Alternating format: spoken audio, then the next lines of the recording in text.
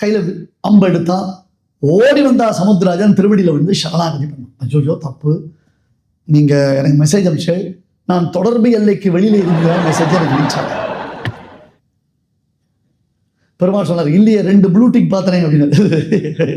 அது இல்லை, நான் அதை கையில் ஃபோன் வச்சுக்கல, லேப்டாப்பில் கனெக்ட் பண்ணிட்டேன். எத்தனை ஒன்று கொடுக்கணுமோ இல்லையோ. டெலிவரி ஆனதுக்கு 2 டிக் பார்த்தேன். அதுக்கப்புறம் டெலிவரி ஆனப்பறம் நீ ஓப்பன் பண்ணி பார்த்துருக்கேன், 2 ப்ளூடிக் பார்த்துட்டே நான் பெருமாள் காலில் விழுந்துட்டான். நான் கஷ்டம் நான் வராது, காலில் விழுந்துட்டான்.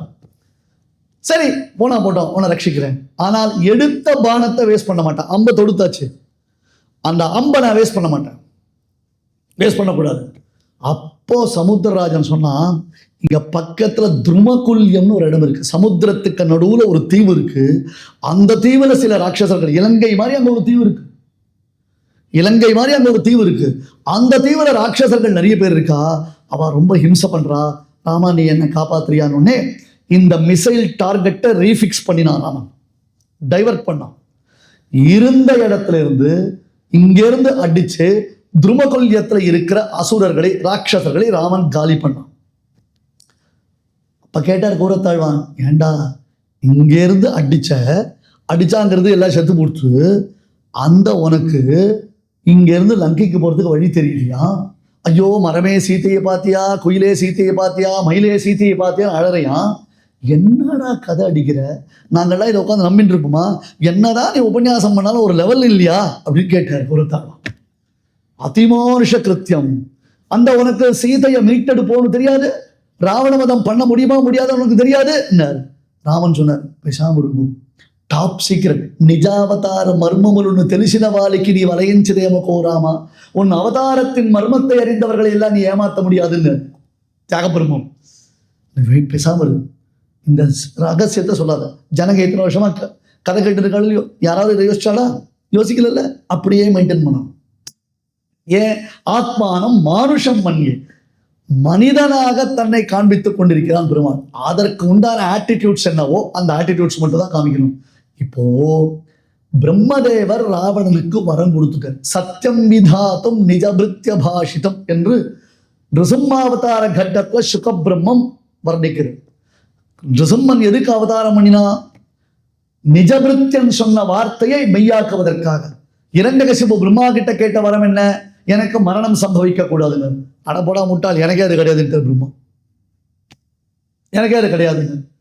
அப்புறம் இரண்டகசிபு கேட்டான், ராத்திரியில கூடாது, பகல்ல கூடாது, உள்ள கூடாது, வெளியில கூடாது, ஆகாசத்துல கூடாது, பூமியில கூடாது, உயிர் உள்ளதா கூடாது, உயிர் இல்லாத கூடாது, கீழே கூடாது, மேல கூடாது, பகல்ல கூடாது. இரு நான் உனக்கு வரம் கொடுக்கலாமா கூடாதா? இப்படி கண்டினியூஸா உட்கார்ந்து சென்டர் ஃப்ரெஷ் வாயில போட்டுன மாதிரி பேசக்கூடாது. கொஞ்சம் நிறுத்து, எனக்கு புரியுற மாதிரி சொல்லு அப்படின்னு. அவன் யோசிச்சான், உம்ம சிருஷ்டிக்கு அடங்கினதுனாலே, அதாவது உம்மால சிருஷ்டிக்கப்பட்ட வஸ்துவினாலே எனக்கு மரணம் வரக்கூடாது. ததாஸ்து பிரம்மா. ஏன்னா என்ன படைச்சவனே ஒருத்தர் இருக்கான், நம்ம கையில் என்ன இருக்கு? எல்லாம் மேலே ஒருத்தர் இருக்கான், பார்த்துப்பான். நான் முகனை நாராயணன் படைத்தான், நான் முகனும் தான் முகமாய் சங்கரனைத்தான் படைத்தான். நான் எதுக்கு கவலைப்படணும்? பெருமாள் பார்த்துப்பார். இப்ப நிஜபிருத்தியன் பிரம்மதேவன், அவன் கொடுத்த வரம் என்ன? இரண்யகசிபுவுக்கு இப்படி. அடுத்தது இந்த இரண்யகசிபு யாரு? நிஜபிருத்தியன். என்ன? ஜெய விஜயனா இருந்தான். சனகசனந்தாரி யோகிராஜர்களாலே அவனுக்கு சாபம் ஏற்பட்டது. அந்த சாப நிவர்த்திக்காக பெருமாள்கிட்ட பிரார்த்திச்சான். சரி, 100 ஜென்மா என்னுடைய பக்தனா வரியா, இல்ல 3 ஜென்மா எனக்கு விரோதியா வரியான்னா? 3 ஜென்மா உம்ம விரோதியா வந்துடுறேன், அந்த 3 ஜென்மாலே உம்ம கையால நேரடியா எனக்கு மரணம் சம்பவிக்கணும்னு சொன்னான். நிஜபிருத்தியனான ஜெய விஜயர்கள் சொன்ன வார்த்தையை சத்தியம் விதாது. நிஜபிருத்தியன் யாரு? பிரகலாதன். தூணிலும் இருப்பான், துரும்பிலும் இருப்பான். எங்க இருக்கான்? எங்க முழன் கண்ணன் என்ற மகனை காய்ந்து. எங்க இருப்பான் பெருமாள்? எல்லாத்துலயும் இருப்பான். அப்ப இங்க இருப்பான், அங்க இருப்பான், அதுல இருப்பான், இதுல இருப்பான், எதுல வேணா இருப்பான். சொன்னாலையோ நிஜபிருத்தியனான பிரகலாதன் சொன்ன வார்த்தையை மெய்யாக்குவதற்காக. இது நிருசிம்மாவதாரத்திற்கு மட்டுமில்லையே, எல்லா அவதாரத்திற்கும் உண்டா சொல்லியோ. ராவணன் அலட்சியம் பண்ணினான், மனிதர்களை அலட்சியம் பண்ணினான். இந்த மனுஷர்கள்லாம் சோதா பசங்க, இவளால் எல்லாம் இன்வேலிடு, இவளால் ஒன்றும் பண்ண முடியாதுன்னு ராவணன் கொஞ்சம் அலட்சியப்படுத்தினான் பாருங்கோ. அதை அவனுக்கு உணர்த்துவதற்காகவும் அந்த ராவணன் நிஜபிருத்தியனாக இருந்து தன்னிடத்தில் வரம் பெற்ற காரணத்தினாலேயும், அந்த ராவணனுக்கு பிரம்மதேவர் வரமளித்த காரணத்தினாலேயும், தான் தேவர்களுக்கு அனுகிரகம் செய்து அவர்கள் பிரார்த்தனைப்படியே அர்த்திதோ மானுஷே லோகே ஜக்ஞே விஷ்ணு சனாதனாக, தேவர்கள் பெருமாளை பிரார்த்திக்குச்சே ராவணவதம் பண்ணுன்னு ஒரு வார்த்தை சொல்லியிருக்கலாமோ இல்லையோ, ராவணனை கொன்றால் போறோம்னு சொல்லியிருக்கலாமோ இல்லையோ, ஜீபூம்பா சொன்னார்னா கொண்டுட்டு போயிடுறாரு பெருமாள், பெரிய விஷயம் இல்லை. ஆனால் நீ மனிதனாக பிறந்து ராவண சம்ஹாரம் செய்ய வேண்டும் என்று அவ கண்டிஷனோடு வரம் கேட்டார். அந்த நிஜபிருத்தியர்களான தேவர்களுடைய பிரார்த்தனைக்கு இணங்க பெருமாள் நடந்த கால்கள் நொந்தவோன்னு இங்கிருந்து இலங்கைக்கு சென்று நேரடியாக யுத்தம் செய்தான். அதற்காக சீதாதேவியை முதலில் பணயம் வைத்தான். சிறையிருந்தவள் ஏற்றவிரே ஸ்ரீமத் ராமாயணம். சகதர்ம சரிதவ இயம் சீதா என்று ஜனகர் சொன்னது உனக்கு முன்பே சென்று சிறையிருக்க வல்லாரிலே இவள். ஆகையால பெருமாள் நடந்து போய் இலங்கைக்கு படையெடுத்து சென்று ராவண சம்ஹாரத்தை செய்தான் என்று. சீதை லங்கையில் இருக்கா. தென் திசை நோக்கி வானரர்கள்லாம் பிரயாணம் பண்ணினான். அந்த தென் திசை நோக்கி செல்லக்கூடிய வானரர்களில் மிகச்சிறந்தவனான ஆஞ்சநேயனிடத்துல ராவன் தன் மோதிரத்தை கொடுக்கிறார். என்னது? ஆச்சாரியனிடத்துல எம்பெருமான் மந்திரத்தை கொடுத்திருக்கார். அந்த மந்திரம் ஜீவனிடத்தில் ஆச்சாரியன் மூலமாக ஒப்புவிக்கப்பட வேண்டும். இதான் சுந்தரகாண்டத்துடைய கான்செப்ட். சுவாமி தேசிகன் வர்ணிக்கிறார். ஷரீரம் என்பது லங்காப்பட்டணம். சம்சாரம் என்னும் சமுத்திரத்தினாலே சூழப்பட்ட லங்கை ஷரீரம். இந்த சம்சார சமுத்திரத்தினோடு இருக்கு. அதுக்குள்ள சிறைப்பட்டிருப்பவன் யாரு? ஜீவாத்மா என்னும் சீதை.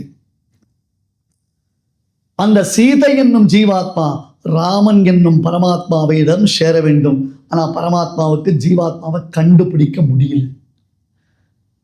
என்னடா அப்போ ஹனுமான் என்னும் ஒரு ஆச்சாரியன் துணை செய்கிறான் பகவானுக்கு. அந்த அனுமான் என்னும் ஆச்சாரியன் வெறுமை வந்து கண்டுபிடிச்சா மட்டும் போராது. இப்போ ஷரீரம் என்னும் அந்த லங்கைக்குள்ள சீதை என்னும் ஜீவாத்மா இருக்கான். இதுதான் பாகவதத்துல புரஞ்சன உபாக்கியானம்னு பேர். அலிகாரி இதே சபையில அப்படின்னு ஒரு 10 மாசம் முன்னாடி புரஞ்சன உபாக்கியானம் சொன்ன இந்த கதையை. ஷரீரம்ன்றது லங்காப்பட்டணம். இதம் ஷரீரம் கௌந்தேய க்ஷேத்ரமித்ய விதீயதே. கிருஷ்ணன் 13வது அத்தியாயத்துல க்ஷேத்ர விபாக யோகத்துல சொல்லிட்டான். அது உள்ள ஜீவாத்மா இருக்கு. அங்க ஒரு பெரிய ப்ராப்ளம் இருக்கு. மனசு இருக்கு, அதுதான் ராவணன். ஏன்? 10 தலை, பஞ்ச கர்மேந்திரியங்கள், பஞ்ச ஞானேந்திரியங்கள். மனசு திருடன்னா திருடன், அப்படி ஒரு திருடன். ராட்சசன்னா ராட்சசன், அப்படி ஒரு ராட்சசன். ஏன்னா மற்றவாளுக்கு தெரியாமல் எத்தனை விதமான திருட்டுத்தனமான எண்ணங்கள் இந்த மனதில் உதிக்கின்றன. மனசு அடக்கணும். தர்போதக்ரதசேந்திரியானமனோ நக்தஞ்சராதிஷ்டிதே தேஹேஸ்மின் பவ சிந்துனா பரிகதே தீனாம் தசாமாஸ்திதः அத்யத்வே ஹனுமத்சமேன குருணா பிரக்யாபிதார்த்தः புமான் லங்காருத்த விதேக ராஜதனயா நியாயேன லாலப்யதே. சுவாமி தேசிகன் சங்கல்ப சூரியோதய நாடகத்துல ஒரு ஸ்லோகத்தினால சுந்தரகாண்டத்துடைய என்டையர் கான்செப்டே சொல்லி வச்சு, அந்த சம்சாரத்தை தாண்டி எப்படி ஜீவனும் பரமாத்மாவும் சேருகிறார்கள், அதை ஆச்சாரியன் எப்படி சேர்த்து வைக்கிறான் அப்படின்னு தான் கதை. அது நான் சம்சாரத்தை தாண்டது அப்படின்னா அது எங்கள் முக்கூரை சேகர் வேடிக்கை ஒரு கதை சொல்லுவார். என்னாச்சுன்னா காஞ்சிபுரத்தில் சன்னதி தெருவில் ஒரு கப்புள், அவெல்லாம் என்ஆர்ஐ கப்புள்ஸ், ரிட்டையர் ஆன பிறகு ஒவ்வொரு திவ்ய தேசத்தில் ஒவ்வொரு வருஷம் ரூம் எடுத்துட்டு அந்த ஊரில் பெருமாளை சேவிச்சுட்டு ஜாலியாக கார்த்தால் ஒரு டிஃபன் பாக்ஸ், மத்தியானம் ஒரு டிஃபன் பாக்ஸ் எடுத்துட்டு ஒவ்வொரு கோவிலுக்கு கார்த்தால் தூப்புல் போனால், இல்லை இங்கேருந்து அகோபில் படத்துக்கு போனால், இந்த பக்கம் ஆண்டவர் ஆசிரமம் போனால், இல்லை கோவிலுக்கு தான் போனால் பிரசாரம் கிடச்சிரும், ஓட்டிடலாம் அப்படின்னு ஒவ்வொரு வருஷம் சார்ட் போட்டு ஒவ்வொரு ஊரில் போயிட்டு இருக்கா. அந்த வருஷம் காஞ்சிபுரத்தில் இருந்துட்டு இருக்கா. சன்னதி தெருவில் தனுர் மாதம் கார்த்தால வெள்ள நித்தியம் கோவிலில் பெருமாள் விஸ்வரூபம் ஆகி திருப்பாவை சாத்தவர் ஆனவுடனே அங்கே வசந்த மண்டபத்தில் உபன்யாசம் நடக்கும். திருப்பா உபன்யாசம். மாமா கொஞ்சம் சோம்பேறி, அவர் அப்படியே கொஞ்சம் நிதானமாக, அது மார்கழி மாதமாக இருந்தானே, தை மாதமாக இருந்தானே, எல்லா மாதமும் அவருக்கு ஒரே மாதம் தான். அவர் கொஞ்சம் நிதானமாக தான் எழுந்துப்பார். மாமி காலங்காலத்தில் சீக்கிரமாக எழுந்து இது தீர்த்தாமாடிட்டு கோவிலுக்கு போயிட்டு வருவாள். வரச்சே இவர் வாசலில் பல்ல தேய்ச்சிட்டு மாமி ஃப்ளாஸ்கில் காஃபி போட்டு கொடுத்துருப்பா. காஃபி சாப்பிட்டுட்டு ஃப்ரெஷ்ஷாக உட்காந்துட்டுப்பார். சுட சுட என்ன திருக்கழுக்குன்றம் கழுகு என்னது அந்த கோவில்லேருந்து பொங்கல் கொண்டு வருவாள், அதை சாப்பிட்றதுக்காக உட்காந்துட்டு.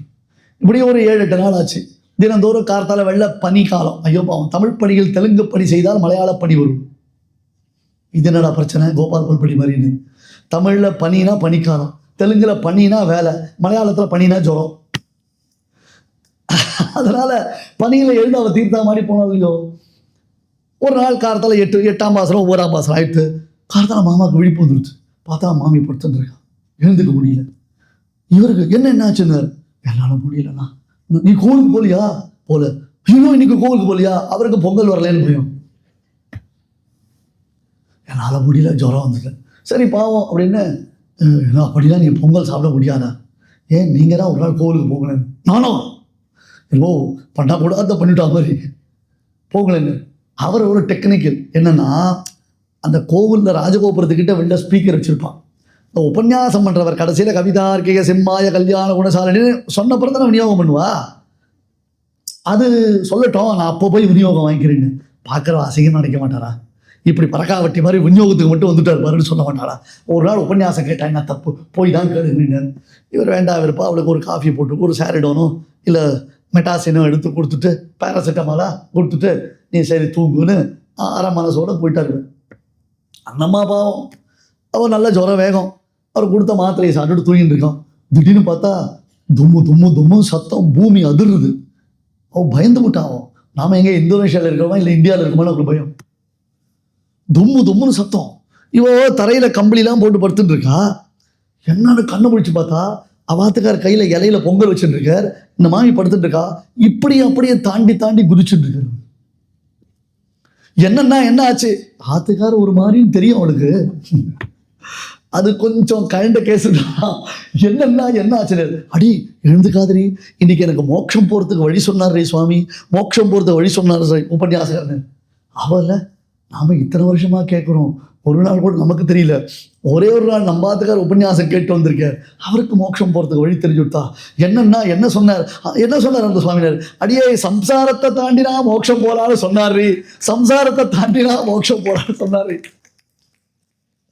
எழுதுக்கால அப்படியே படுத்துட்டு இருந்தான். அத்தியத்தே ஹனுமத் சமேன குருடா. இனிமே தலையில படுத்துக்காதீங்க மாமிகள்லாம், ஜாகிரதையா இருக்கும்.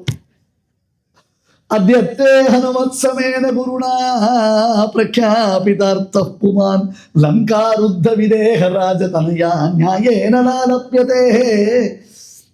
என்ன விசேஷம்? ஹனுமானிடத்துல ராமநாமாங்கிதமான மோதிரம் கொடுக்கிறார் பெருமாள். அதுதான் மந்திரம்.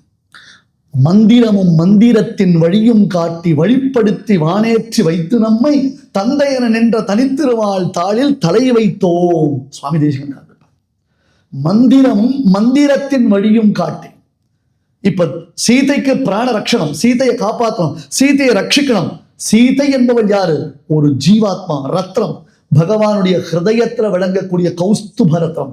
திருவுடன் வந்த செழுமணி போல் திருமாலிதயோம் மறுவிடம் என்ன மலரடி சூடும் வகை பெருணா. பகவானுடைய திருமார்புல இருக்க வேண்டிய ஸ்தானம் நமக்கு. பைத்தியகாரத்தமா இங்க வந்து உட்கார்ந்து எங்க உட்கார்ந்து இருக்கோன்னு கப்படிக்கிற கூவத்துல பிறந்திருக்கோம். நம்ம சம்சாரம்ன்றது கூவ நதி.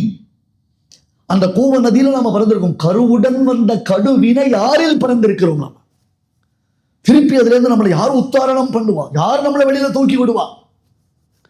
யாரால நமக்கு உத்தாரகம் கிடைக்கும் அப்படின்னா ஒரு ஆச்சாரியனுடைய சம்பந்தம் இருந்தால் மட்டும்தான். வேற யாரும் கை தூக்கி விட மாட்டான். ஏன்னா அவளும் அதுல மூழ்கின்னு இருக்கா. அவளும் அதுல மூழ்கின்னு இருக்கா. காப்பாத்துறேன், ஒரு கப்பல் முழுகிறது. அந்த கப்பல் முழுகச்சே என்னை காப்பாத்துன்னு இன்னொருத்தன் வந்தான். லைஃப் போட்ல வந்து காப்பாத்துறேன்னா வந்தான். அந்த லைஃப் போட்ல 6 இடத்துல ஓட்ட. என்னாகும்? ஓட்டை ஓடத்தோட ஒழுகல் ஓடம் சேர்ந்தால் காப்பாற்ற முடியுமா? முடியாது இல்லையா? எத்தனை தடங்கல்கள் வந்தாலும், எவ்வளவு தடங்கல்கள் வந்தாலும் அத்தனையும் தாண்டி போய் அந்த சேத்தனை ரட்சிக்கிறது ஆச்சாரியனுக்கு தான். ஹனுமான் கிளம்பச்ச எவ்வளவு தடங்கள் அவருக்கு, மைனாகம் வந்தா, சுரசை வந்தா, சிம்ஹிகா வந்தா, லங்கினி வந்தா, எல்லாத்தையும் தாண்டி போனார். அப்புறம் அங்க போய் ஃப்ரஸ்ட்ரேட் ஆனார். சீதையை கண்டுபிடிக்க முடியல, சீதையை காணோம், சீதையை பார்க்க முடியல, ஐயோ நினைச்சுட்டு இருக்கச்சே தன்னைத்தானே செல்ஃப் மோட்டிவேட் பண்ணிக்கிறார். அனிர்வேத ஸ்ரீயோ மூலம் அனிர்வேத பரம் தனம். நிர்வேதம்னா கஷ்டம், அதாவது செல்ஃப் பிட்டி. எனக்கு யாருமே இல்லை, எனக்கு ஒண்ணுமே தெரியலையே, என்னால் ஒண்ணுமே பண்ண முடியலையே, எனக்கு ஒண்ணுமே புரியலையே அப்படின்னு சொல்றது தப்பு. ஹனுமான் தன்னைத்தானே உற்சாகப்படுகிறார். இவ்வளவு பேரை பார்க்கிறேன், இங்கெல்லாம் பார்த்தேன், இந்த இடத்த தேடினா, அங்க தேடினா, அங்க பார்த்தனா, இங்க பார்த்தனா. அவசரத்துல கை விட்டு அண்டாக்குள்ள கூட கை போகாது. கொஞ்சம் பொறுமை இருக்கணும், கொஞ்சம் ரியலைசேஷன் வேணும். மறுபடியும் நம்மளை யோசிச்சு பார்க்கணும். நம்ம கரெக்டான டிராவல் தான் பண்ணிட்டு இருக்கோமா, கரெக்டான ரூட்ல தான் நம்ம டிராவல் பண்ணிட்டு இருக்கோமா, சரிதானா என்பதை யோசிச்சு பார்க்கணும். எல்லாத்தையும் பார்த்தா சில சமயம் என்ன பண்ணிருப்போம், இதை அப்புறம் பார்த்துக்கலாம்னு இந்த பக்கம் வந்திருப்போம். நாமளா ஒரு ப்ரெடிக்ஷன், இது இங்க இருக்காது, நம்ம அங்க போய் தேடலாம் அப்படின்னு விட்டுருப்போம். அந்த எந்த இடத்துல நாம விட்டோமோ அங்கதான் நாம தேடுற வஸ்து இருக்கும். சைலண்ட் மோட்டர் போட்டோம், செல்போனை தேடச்சே இத்தனை பிரச்சனைகள் வரும். அதுவும் கவுத்து வேற போட்டிருப்போம், கொஞ்சமாவது பிளிங்கிங்கான தெரிஞ்சிருப்பேன். ரைட்ல கால் பண்ணினா அதை கவுத்து வேற வச்சிருப்போம் நம்ம, ஏன்னா நமக்கு வர கால் யாரும் பாத்திரக்கூடாதுன்றதுனால. அதெல்லாம் காப்பாத்துறோம், ஆண்ட்ராய்டு போனை காப்பாத்துறோம், ஆத்ம வஸ்துவை காப்பாத்துறதுக்கு ஒருத்தருக்கும் யோசனை இல்லை.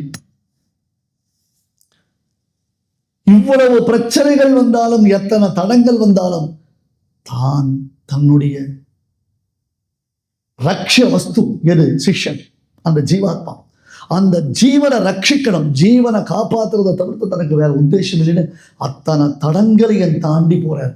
அந்த ஆச்சாரியனிடத்துல தான் ஈஸ்வரன் அபரிமிதமானதொரு நம்பிக்கை வைக்கிறார். அந்த ஆச்சாரியனிடத்துல தான் அபரிமிதமான நம்பிக்கை வைக்கிறார். உடனே ஆச்சாரியன் மூலமாக ஆத்ம சமர்ப்பணம். ஜீவன்றது யாரு? ரத்னம் இல்லையா? ரத்னம் இல்லையா? ராமநாமாங்கிதமான மோதிரம்ன்றது மந்திரோபதேசம். அந்த மந்திரோபதேசத்தை பண்ணின உடனே ஜீவாத்மா சூடாமணி ரத்னத்தை சமர்ப்பிக்கிறார் பகவான் இடத்துல. ஆச்சாரியன் மூலமாக ஆத்ம சமர்ப்பணம் நடக்கிறது. ஆச்சாரியன் மூலமாக ஆத்ம சமர்ப்பணம் நடக்கிறது. தசேந்திரியானனம் கோரம் யோமனோ ரஜனீச்சரம் விவேக சரஜாலேன சமம் நயதி யோகினாம். 10 தலைமுடையதான ராவணன் யார் அப்படின்னு கேட்டா, மனசு. அந்த விவேகம்ன்றதான ஒரு சரம், ஒரு சரஜாலம். விவேக சரஜாலேன சமம் நயதி யோகினா. விவேகம்ன்றதான பானத்தை போட்டு நாம தடுக்க கத்துக்கணும். கண்ட்ரோல் இருக்கணும் மைண்ட்ல. சுந்தரகாண்டத்துல சீதையை பார்த்தார் ஹனுமான். ரொம்ப கஷ்டத்துல இருந்தா சீதை. அவர் மனசு தவிக்கிறது, தாங்கல. அம்மா, நீ படுற கஷ்டத்தை பார்த்தா எனக்கு ரொம்ப முடியல, பேசாம என் முதுகுல ஏறிக்கும், நான் உன்னை கொண்டு போய் ராமன் இடத்துல சேர்த்துடுறேன். ஏன் இவ்வளவு சிரமப்படணும்? நீ என் முதுகுல ஏறிக்கோ, உன்னை கொண்டு போய் நான் ராமன் இடத்துல சேர்த்துடுறேன். சீதை கேட்கிறா, ஏண்டா இத்தினோண்டு குரங்கு, பிரிஷதம்சுக மாத்திர சென்ற ஒரு பூன ரூபத்துல தான் உள்ள வந்தார் ஹனுமான். இத்தினோண்டு குரங்கு, நீ என்னை எப்படி தூக்கி போவ? ஹனுமன் தூரமத்வானம் கதம்மா மோடுமிச்சசி ததேவகுல தேமன்யே கப்பித்தம் ஹரியூத்தம். டேச்சி, குறைந்த தலைமையை காண்பிக்கிறதுயா, ஏதோ நல்லா காரியம்லாம் பண்ண நினைச்சா கடைசியில் குரங்கு சேட்டையை பண்றியே, இத்தினோண்டு குரங்கு என்ன எப்படி என்னை ஆட்சி போக முடியும் அப்படின்னு ஹனுமானுக்கு ரோஷம். தன்னுடைய ஜெயாண்டிக்கா விஸ்வரூபத்தை எடுத்து காண்பிச்சார். என்னம்மா இப்படி சொல்லிட்டு நீ என்ன பாரு, நான் எப்பேற்பட்ட ரூபத்தோடு நிற்கிறேன்னு. சிரிச்சா சீதை. ஏன்பா, என் ராமன் மகாவிஸ்வாசத்தோட நம்பிக்கை வச்சு உன்னை என்கிட்ட அனுப்பி இருக்காருன்னும் பொழுது அப்போ உன் பெருமை எனக்கு தெரியாதா? உன் பெருமை எனக்கு தெரியாதா? அப்புறம் நான் ஏன் ஏற மாட்டேன்றேன்? ஆஞ்சநேயா, ராமனுக்கு தெரியாமல் ராவணன் என்ன தூக்கிட்டு வந்தான், இங்க அசோகவனத்துல சேர வச்சான். அடுத்தது நீ என்ன பண்ண போற? ராவணனுக்கு தெரியாமல் என்னை தூக்கிட்டு போய் ராமன் கிட்ட சேர்க்க போற. நீங்க இப்படி மாத்தி மாத்தி கிட்னாப் பண்ணி விளையாடுறதுக்கு நான் தானே கிடைச்சேன். ஏன்னா அவனுக்கு தெரியாமல் இவன் தூக்கின்னு வருது, இவருக்கு தெரியாமல் நூ தூக்கின்னு போறது. அப்படி அர்த்தம் இல்லை. ஷரைஸ்து சங்குலாம் கிருத்வாம் லங்காம் பரபலார்தனா மாம் நயேத்யதிகா குஸ்தா தத்தஸ்ய சதிருஷம் பவேத். என்ன ஒரு கான்ஃபிடன்ஸ், என்ன ஒரு உறுதி, அன்கண்டிஷனல் ஃபெய்த். இதான் விசேஷம். இது ஆச்சாரியன் நமக்கு பரீட்சை பண்றார். அந்த பரீட்சையில ஜீவனாகிய நாம ஜெயிக்கணும். ஷரைஸ்து சங்குலாம் கிருத்வா லங்காம் பரபலார்தனா.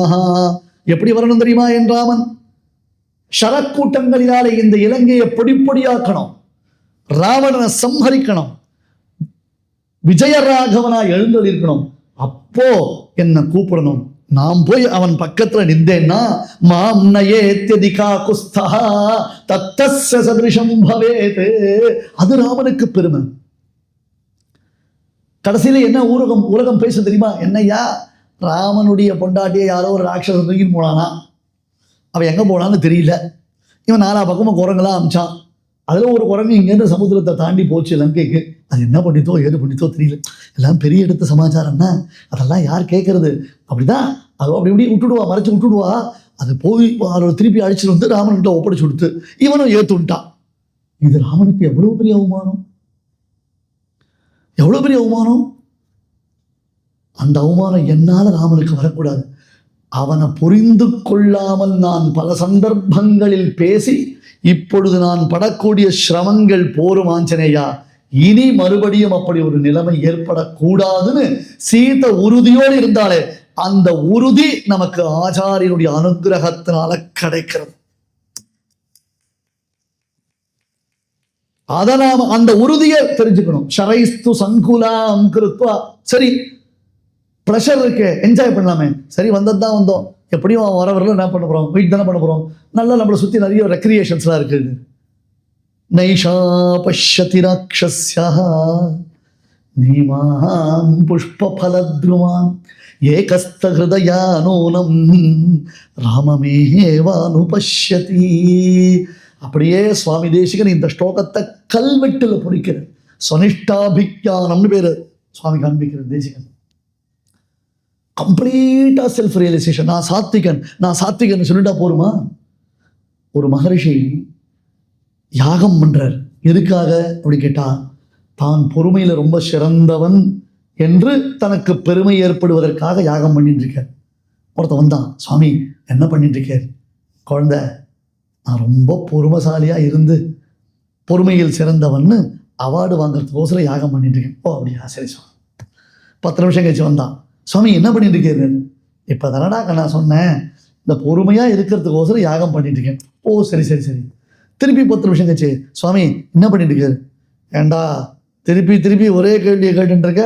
நான் தான் பொறுமையா இருக்கிறதுக்கு யாகம் பண்றேன்னு சொன்னோ இல்லையோ அப்படின்னு. அப்புறம் ஒரு 10 நிமிஷம் கழிச்சு வந்தான், சுவாமி நான் அடி என்ன நினைச்சிட்டு இருக்க, நீ எத்தனை தடவை சொல்றது, எனக்கு தான் பொறுமையா இருக்கிறதுக்கோசரம் யாகம் பண்றேன்னு சொன்னோ இல்லையோ. என்ன ஆச்சு? சிறுத்தை சுத்தின்னு வர ஆரம்பி அவனை அடிக்கிறதுக்கு. அப்போ அமானித்வம், மதம்பித்வம், அஹிம்சா, க்ஷாந்திகி, ஆர்ஜவம், இந்த குணங்கள்லாம் பரமாத்மா பகவத்கீதையில கொடுத்தான். சுகர் டெஸ்ட் பண்ணிக்கிற மாசத்துக்கு ஒரு தடவை. இப்பெல்லாம் செல்ஃப் சுகர் டெஸ்டிங் உண்டு, மாத்திரையை நம்ம டெஸ்ட் பண்ணிக்கலாம். பிபி இருக்கான்னு செக் பண்ணிக்கிற, மற்ற ஏதாவது காம்ப்ளிகேஷன் இருக்கான்னு செக் பண்ணிக்கிற. ரைட்டு, உங்ககிட்ட ஆத்ம குணங்கள் இருக்கான்னு செக் பண்ணிட்டியா?